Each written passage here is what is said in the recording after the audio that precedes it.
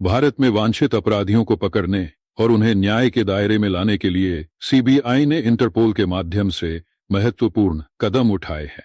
2024 में सीबीआई ने इंटरपोल को 170 वांछित व्यक्तियों के खिलाफ नोटिस भेजे जो दूसरे देशों में छिपे हुए थे।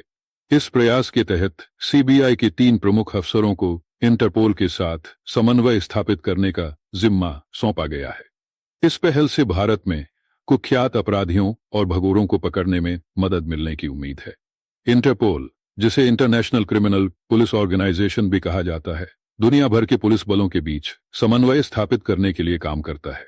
इसकी मदद से देशों के पुलिस बल एक दूसरे के साथ मिलकर अंतर्राष्ट्रीय अपराधों को नियंत्रित कर सकते हैं।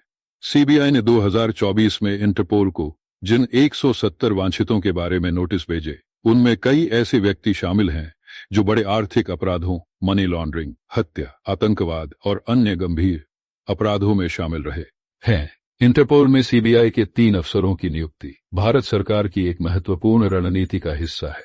इन अफसरों का मुख्य काम वांछित अपराधियों की जानकारी को इंटरपोल के नेटवर्क से साझा करना और उन अपराधियों को पकड़ने के लिए अन्य देशों की पुलिस से सहयोग करना है।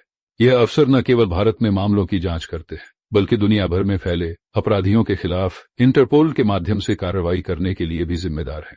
यह कदम भारत को और मजबूत बनाता है, क्योंकि इंटरपोल के जरिए दूसरे देशों में छिपे अपराधियों को पकड़ना आसान हो जाता है। जब कोई अपराधी दूसरे देश में छिपा होता है तो उस तक पहुंचने के लिए कूटनीतिक और कानूनी प्रयासों की आवश्यकता होती है। इन्वेस्टिगेशन को एक अलग युग में ले जाने वाली एक शुरुआत है।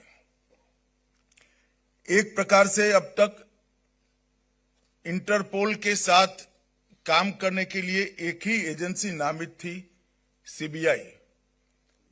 मगर भारत पोल की संरचना होने के साथ भारत की हर एजेंसी, हर राज्य की पुलिस अपने आप को बहुत सरलता के साथ इंटरपोल के साथ कनेक्ट कर पाएगी और सीधा गति अपने इन्वेस्टिगेशन को देने में उनको बहुत सहायता होगी। एजेंसी तो बाद में ही भी सीबीआई ही रहेगी, परंतु इस तकनीक के आधार पर खड़ी की गई व्यवस्था के माध्यम से ढेर सारी दूरियों को हम मिटा पाएंगे।